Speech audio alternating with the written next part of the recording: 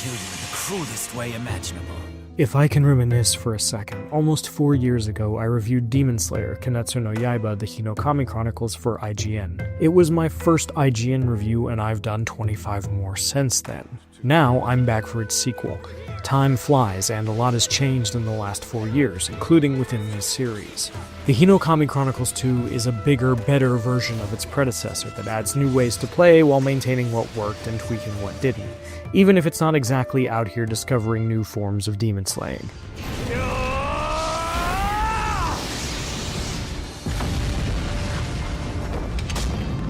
Excellent! If you're unfamiliar with Demon Slayer, it follows Tanjiro and Nezuko Kamado, who are out for vengeance after demons murder their family and transform Nezuko into a demon herself. The original Hinokami Chronicles went through the end of the Mugen Train arc, and the Hinokami Chronicles 2 picks up from there.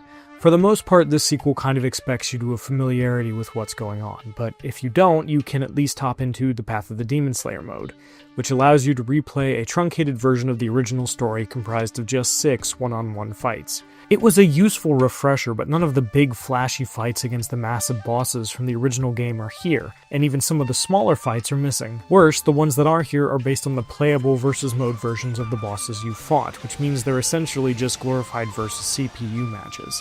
I'm grateful that Path of the Demon Slayer is here at all, but it feels like there should have been more to it. Thankfully, the real meat is in the main story mode, which allows you to play through the Entertainment District, Swordsmith Village, and Hashira training arcs. The story compelled me less than last time, though I remained interested even if it is a little goofy. Characters yell a lot, especially the usually cowardly but brave when it counts Zenitsu. I'm gonna make that jerk pay for this! But it's generally pretty funny in context, and Tanjiro is a goody-goodies goody-goody. But at least his heart is in the right place. She's my elder sister! This is a CyberConnect 2 joint, so everything is absolutely beautifully animated, and just about every sequence looks remarkable. There are a lot of cutscenes in the story mode, so maybe make some popcorn, but things are generally well presented. What is that?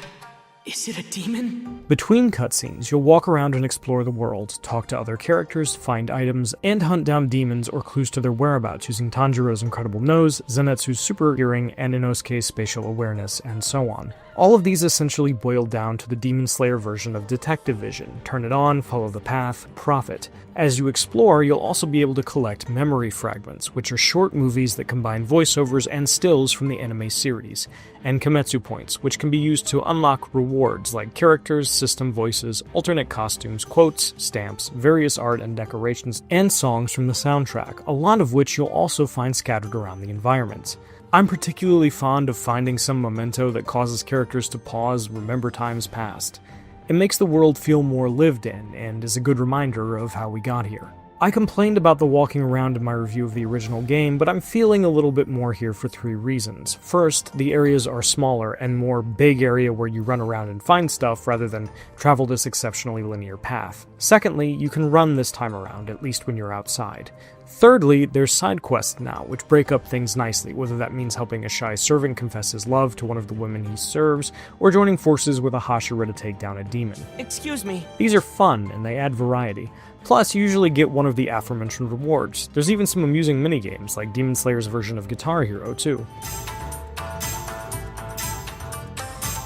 When you're not walking around, you'll be throwing down with one demon or another. Like the first game, the fights are pretty sick, whether you're fighting another member of the cast or engaging in one of the more elaborate fights against characters you'd never see in a versus match. Even the ones that you'll fight multiple times are compelling because you'll use different characters each time, or fight under unique conditions, like having one of your characters be poisoned, or using an alternate version than you're used to. The boss fights are flashy and engaging throughout the Hinokami Chronicles 2, and easily the highlight of the story mode. You abominable, insignificant wretch! When it comes to the actual battle system, this sequel doesn't make a ton of changes. Attacks are on one button and specials another. You can vary things up by pushing the stick in a direction while pressing one of the buttons to either perform different specials or one of 3 unique combos, one that launches, one that keeps foes on the ground, and one that knocks them down. Each fighter can also throw, dash, perform an ultimate art, use heavy attacks, and activate 2 special power-ups, Boost and Surge. Boost powers up your attacks and has an extra combo route. while Surge gives your character unlimited meter for a short time. Coming through for everyone, no matter what! The controls are simple, but there's a lot of depth to this combat if you're into that, and I enjoyed learning how to build combos with each character, figuring out advanced techniques, and identifying the best way to parry certain characters. I'll also sing the praises of a few of the changes CyberConnect 2 has implemented. First, heavy attacks are no longer bound to forward plus the attack button. Instead, you'll hold guard and press attack, which cuts down on accidental whiffs. Secondly, while the combo gauge is still here, I haven't noticed characters falling out of combos if you run out of gauge during multi-hit attacks like in the original game. These are both very, very good changes. While you'll sometimes fight solo in story mode, the Hinokami Chronicles 2 is meant to be a tag game. In 2-on-2 battles, you can call in your tag partner for an assist that utilizes one of their special moves for half your assist gauge, or spend all of it and have them save you from a mid-combo beatdown. You can also fully swap between your characters provided you have the gauge for it, and since health is shared between them, you'll never have to fly solo, even when things are looking bad for the home team. In a new twist, some characters are so strong they don't get assists at all, while others come as a pre-built tag team. Certain teams even have unique dual ultimate arts, which incentivizes you to pair characters who already have a bond in the lore. Let's finish this, Makomo! Water breathing! Fourth floor! Striking time! As before, the real strength of this system is movement and positioning. Finding the sweet spot between being far enough away from an attack to dodge it and close enough to punishment when you do is as compelling as landing that huge combo, especially when you cash out with a particularly flashy ultimate art. Third floor! The best story mode bosses force you to learn their patterns, pick your spots, and execute when you find your moment. Last time I complained that bosses could knock you back at will, even when you're laying the smacketh down, and that their boost modes are so powerful that you'll spend a lot of time playing defense once they activate them. Both are still true, and while they can be annoying, it doesn't feel quite as bad this time. And when you finish that fight and transition into a flashy QuickTime event called the Final Clash to cap off the brawl, still cinema.